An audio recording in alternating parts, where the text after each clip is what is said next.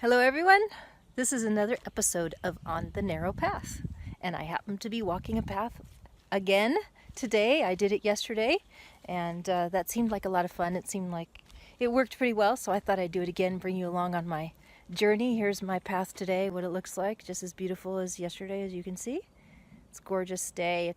It's beautiful. It's been cloudy most of the day, and now it's partly sunny, and it's just right temperature. Everything is great. Got my fill of wild strawberries in my backpack to have for tomorrow morning breakfast.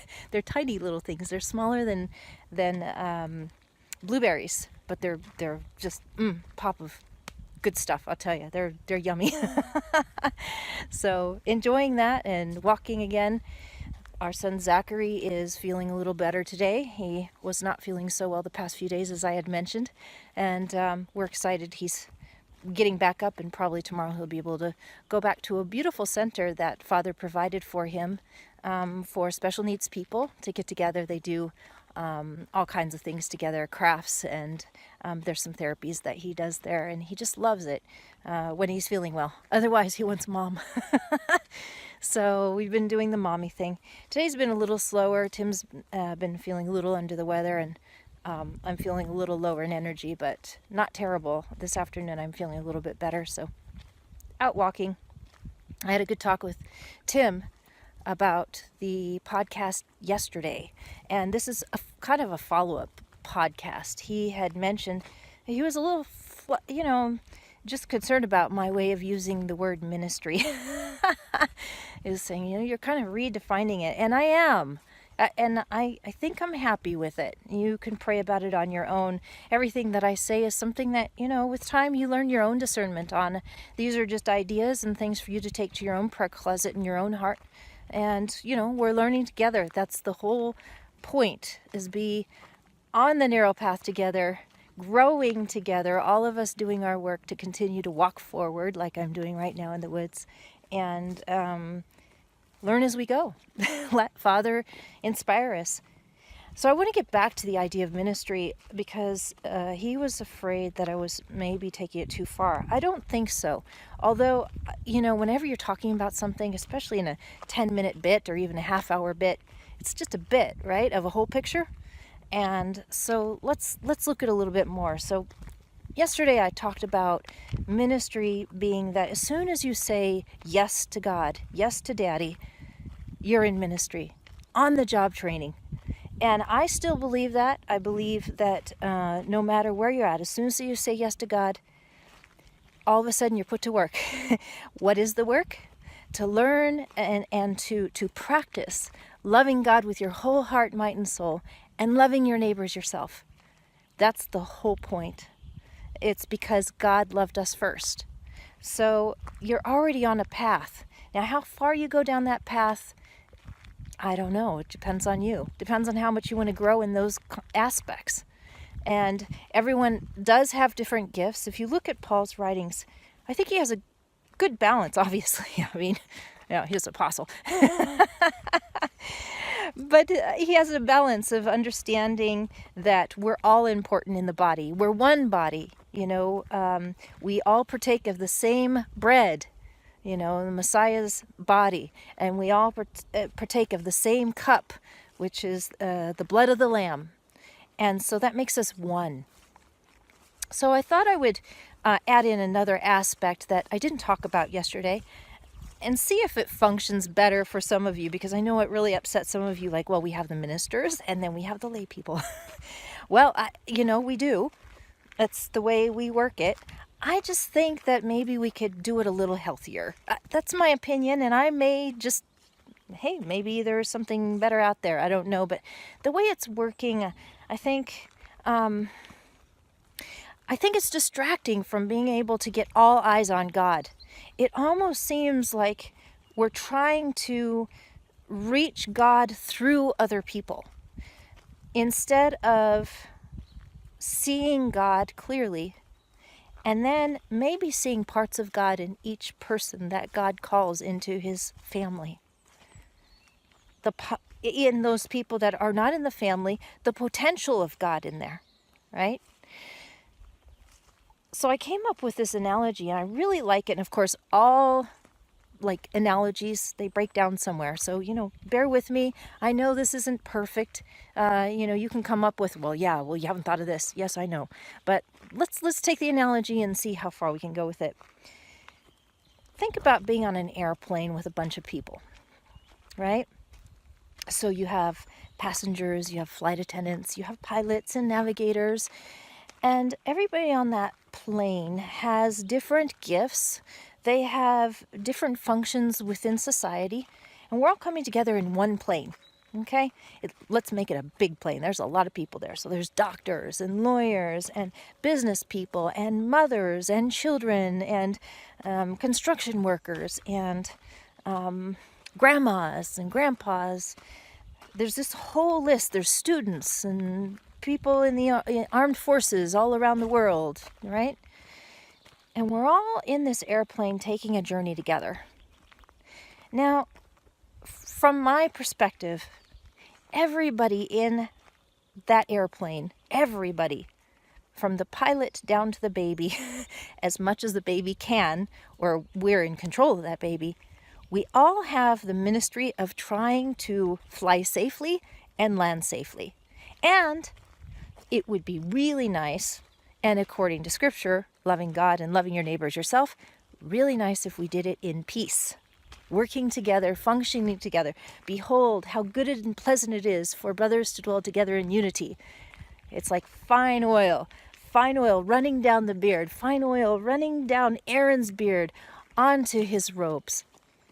It's a beautiful, beautiful thing to work together. So if you've been on a plane where people aren't harmonious, you know how terrible it is and how much you want those hours to go away very fast so you can get out of that plane and onto your own life. Well, when you take of that blood and that body, you become a part of Christ's body, one body, and we never get off that plane. Those that put their hand to the plow and turn back are not worthy of the kingdom, right? So once you get on that plane, you're on that plane. Yeah. I mean, you can get off, but it's a bad idea, it's a long way down.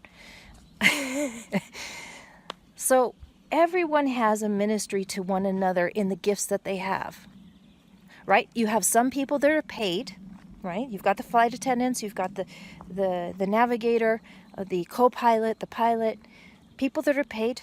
There may also be, for instance, some marshals and different types of officials, whether government or, police even, rangers. There might be all kinds of people, wardens, that have certain amount of authority. You may have doctors, right? And if somebody gets in trouble and someone gets unwell, you hear the flight attendant say, "Excuse me, do we have any doctors or anybody in the medical field that we could help us for the moment? Please come to the front." Right?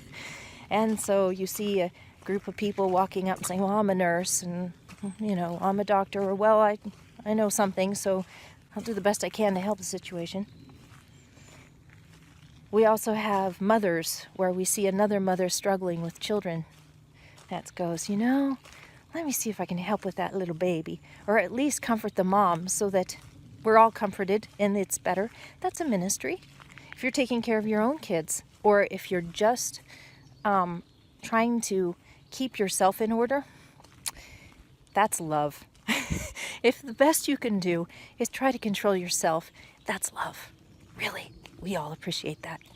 So, it's great when you don't get on a bad attitude, with getting on a plane and then giving the bad attitude to everyone else. But if you have to, hey, it does happen, then it's on to the second base of maybe not sharing that bad attitude on others. Sometimes we're in an emotional state, well, that's the best we can do. It happens. So my point is, I'm trying to give some details here that show that we all have ministry, whether paid or not. We have ministry. Now, is there fully paid ministry? Sure, there is. I think, though, that everybody, according to even Paul, I'm not misquoting anything, everyone is essential in the body. Everyone. the people who are paid as well as the non-paid people. We're all essential, and it's all essential that we do ministry whether we're paid for it or not, because in truth we all get paid for it.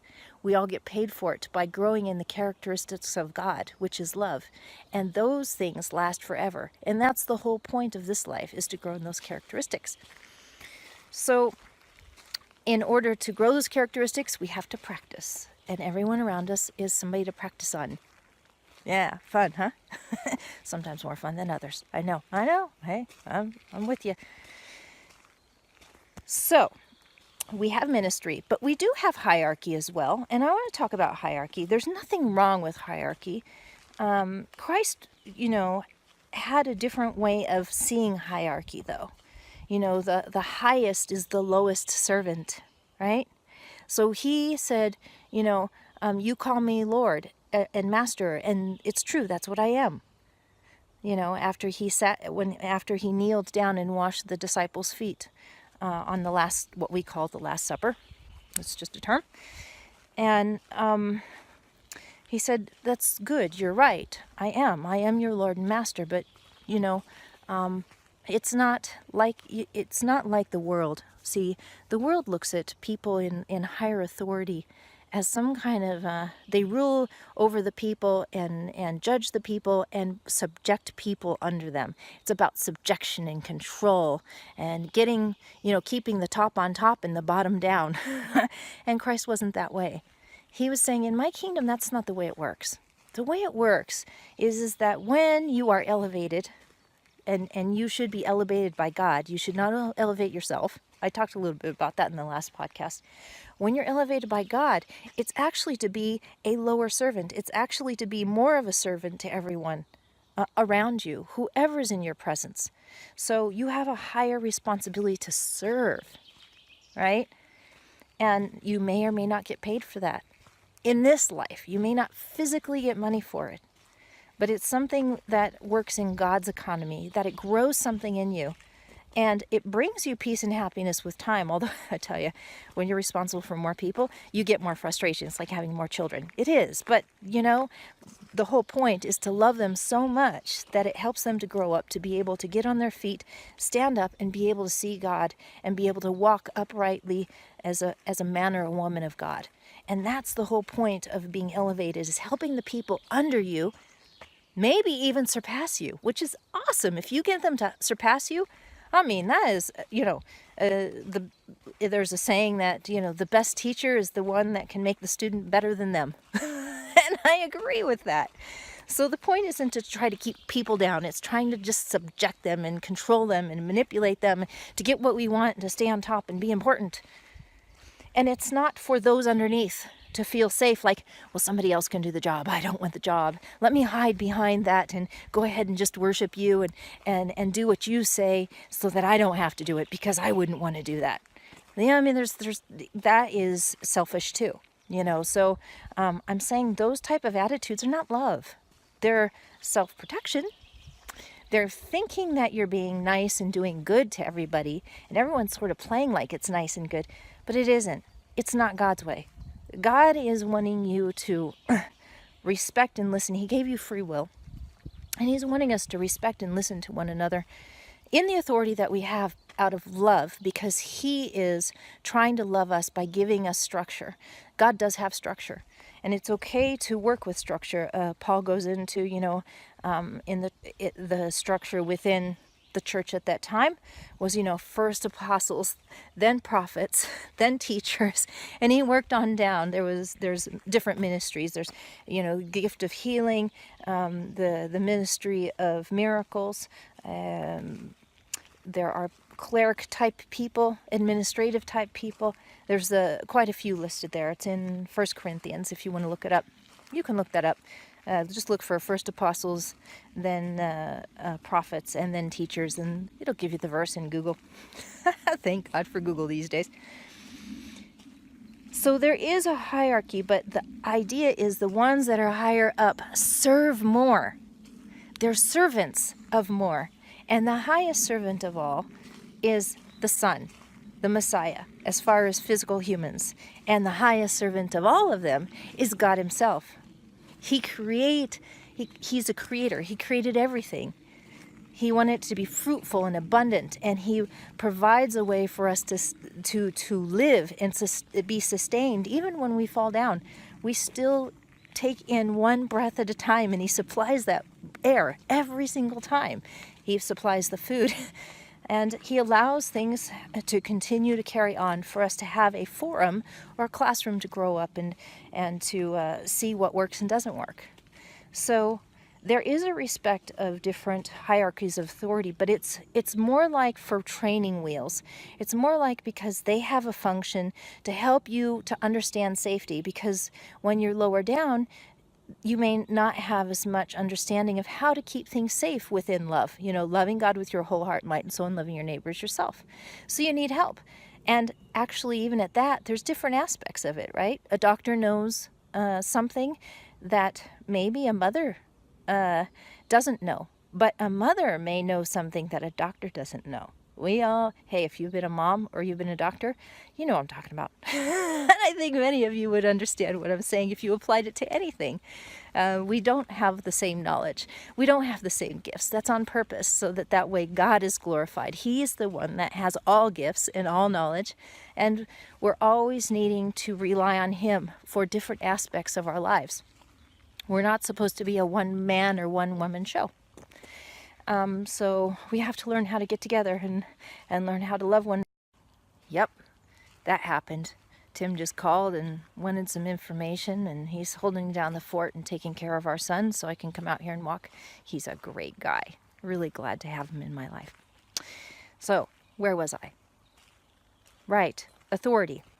So authority isn't there to just control you. It's not about control. It's although it's really important to understand that if God has put people in your life that know something that you don't, and they have authority in that area, it's because he loves you and because he wants you to be safe and wants you to grow up well. They're tutors, they're helpers. And sometimes you're going to be a follower, and sometimes you're going to be a leader.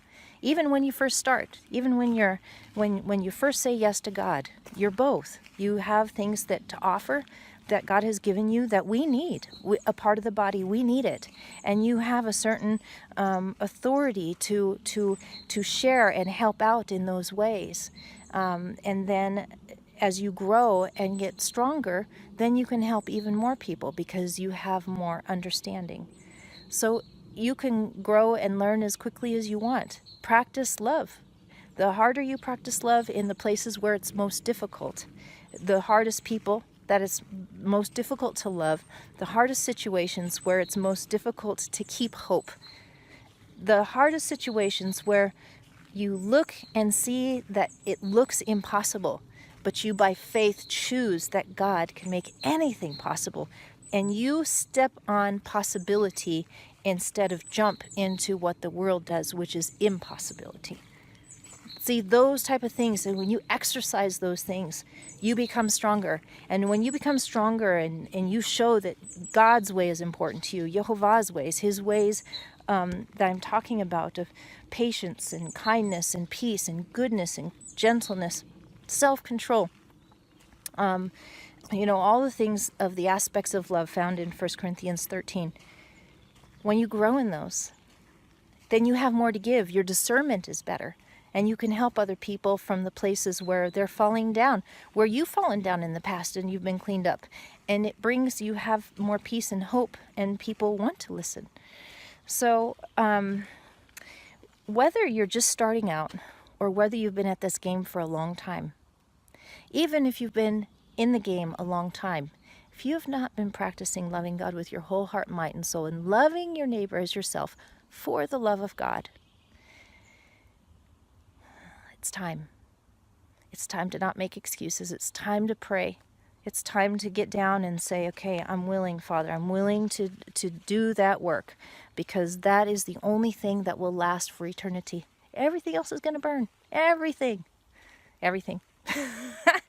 So, Father, I praise you for this time, and I ask that all the listeners here are able to take heart and ask for themselves, and if they want to agree with me in prayer, that we would learn to love you with our whole heart, might, and soul, and love our neighbor as ourselves, as you have said, and to be able to grow in that and mature in that, and to treat those under us with respect and love and precious, because that's it, Father. The people that are underneath us, we're supposed to see from your eyes, and we're not supposed to pick on the weak. We're supposed to help them out. And Father, for the people that are above us, we bless them, and we ask you to help them to help us in a loving way, to help heal their hurts, those places, Father, that make them want to try to be more authoritarian and judgmental. Help those things to heal, Father, and help us all to truly come into one body of the Messiah that you provided so well for us, to show the depth of your love. Help us to learn how to love in the same way that you have loved us. Praise be to God. I hope this has been another great podcast for you, and I'll try to get another one out tomorrow. We'll see what happens. All right. Bye to everyone.